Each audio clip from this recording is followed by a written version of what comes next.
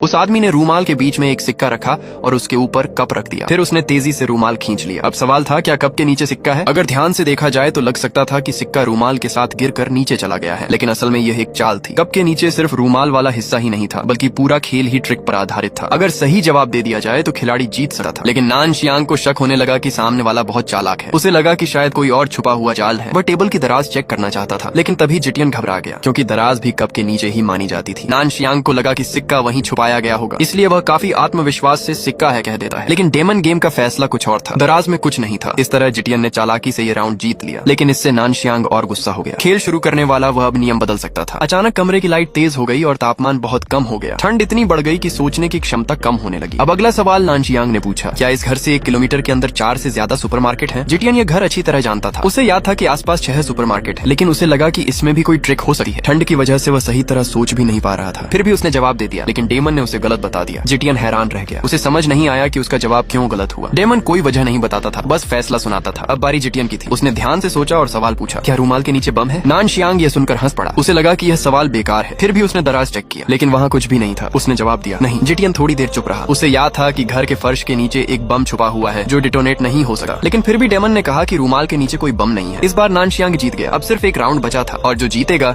उसकी जान बच जाएगी। अगला सवाल नान शियांग ने पूछा, क्या इस इलाके में 10,000 से ज्यादा एक्टिव लोग हैं? जिटियन इस बार जल्दी जवाब नहीं देना चाहता था। उसे लगा कि कोई बड़ा जाल है। तभी उसकी नजर कंप्यूटर पर पड़ी। वह प्लग में लगा था, लेकिन वह बैटरी पर चल रहा था। उसे शक हुआ कि कुछ बहुत गलत है। उसने कागज जलाकर आग जलाई और ठंड से बचने की कोशिश की। फायर अलार्म बज उठा, लेकिन स्प्रिंकलर से पानी नहीं निकला। तभी उसे पूरा सच समझ आ गया। ये जगह असली घर नहीं थी। नान शियांग ने पूरे कमरे को किसी बहुत ठंडी जगह पर ट्रांसफर कर दिया था। इसी वजह से बिजली और पानी दोनों काम नहीं कर रहे थे। यही असली ट्रिक थी। अब उसने सही जवाब दिया, नहीं, और इस बार उसे जीत मिली। आखिरी राउंड शुरू हो गया। अब सवाल पूछने की बारी जिटियन की थी। उसने अपनी जेब का सारा पैसा आग वाले बकेट में डाल दिया और पूछा, क्या इस कमरे में नकद 500 से कम है? नान शियांग ने बकेट देखा। वहाँ एक सिक्का मिला। पहले वाले सिक्के को जोड़कर अब रकम ज्यादा हो गई थी, लेकिन जिटियन शांत था। उसने कहा, यह सिक्का असली नहीं था। यह एक ट्रैकर था जो उसने शुरुआत में इस्तेमाल किया था। यही वजह थी कि पहले राउंड में कप के नीचे सिक्का नहीं था। असल में जिटियन ने पूरे खेल को समझ लिया था और उसने डेमन की भी हासिल कर ली थी। इसकी से वह लोगों को खेल में फंसा सकता था और जीत सकता था, लेकिन इसके साथ एक शर्त थी, उसे लगातार खेलते रहना होगा। अब कई ऐसी चाबियां दुनिया में फैल चुकी थी और नए खिलाड़ी धीरे धीरे इस खतरनाक खेल में शामिल होने वाले थे।